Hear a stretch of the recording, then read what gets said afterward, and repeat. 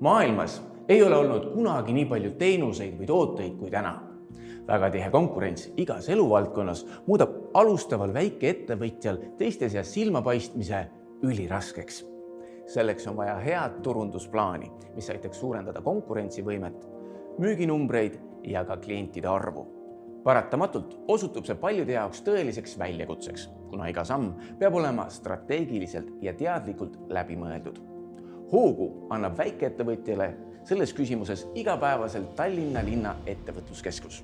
Lähme uurime, kuidas mõni aasta tagasi ülitihedale majutusturule sisenenud Astonishing Stay kõigest paari aastaga on saavutanud ülikõrge soovitusindeksi ja suurendanud oma külaliskorterite arvu 15 korda. Ülitiheda konkurentsidega turule ma kindlasti ütlen see, et on meie selline väga suur kirg selle valdkonna vastu ja soov ka muuta seda valdkonda. Nii et me panemegi väga palju rõhku digitaliseerimisele, mis tähendab seda, et kõik meie korterid on kontaktivabad, sa ei pea täitma tavapäraseid check-in pabereid, sa ei pea kasutama selliseid võib-olla klassikalisi hotelli võtmekaarte plastikust, vaid kõik käib nutilukkudega, kõik on väga automatiseeritud. Ja teiselt poolt me paneme hästi palju rõhku ka sisekujundusele, nii et me tahamegi ühendada sellise hotelli luksuslikkuse, 5 tärni hotelli luksuslikkuse ja siis sellise külaliskorteri personaalsuse. Millist nõu ja abi olete te ettevõtluskeskusest saanud? Ma ütleks, et ta eelkõige annab hoogu ja ta julgustab ka just nende konsultantidega ja samamoodi võib-olla nende teadmistega läbi erinevate koolituste. Millised olid sinu kõige suuremad hirmud, kui sa sinna pöördusid? Hirm selle eest, kas ma üldse hakkama saan. Hirm kõige ees tegelikult, et ma arvan, et alustaval ettevõtjal on väga-väga palju hirme, sest et sa ei tea ju, kas sa ettevõtjana õnnestud või õnnestus. See protsent, kes ei õnnestu, see on päris suur ja ega meie ka ei osanud oma ettevõtet käivitades näha, et me suudame kasvada 14 külaliskorterilt väga lühikese ajaga 200 peale ja kui see kasv on väga suur, siis see on ka hirmutav.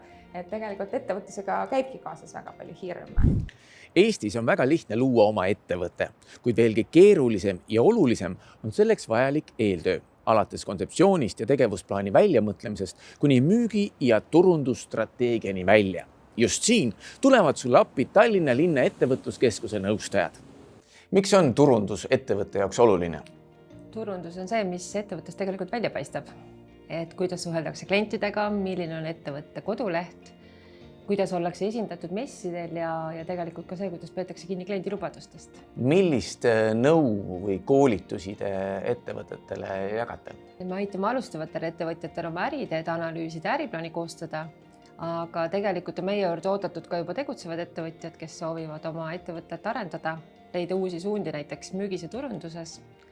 Et püüame üheskoos analüüsida, kus on need kitsaskohad, mis takistavad ettevõtte kasvu ja leida siis parimad lahendused. Ja kui ise hätta jääme, siis on kõik ettevõtjad oodatud meie koolitustele ja konverentsidele.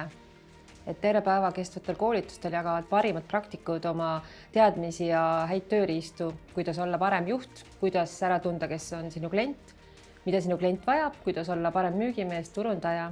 Et tegelikult neid teemasid on päris palju. Tee korda oma veebileht ja sotsiaalmeediakanalid, võtta aega suhtle oma kliendiga, ole ise oma ettevõtte brändisaadik, pea kinni kliendilubadustest ja tee professionaalsed fotod oma tegemistest, toodetest ja ka tiimist.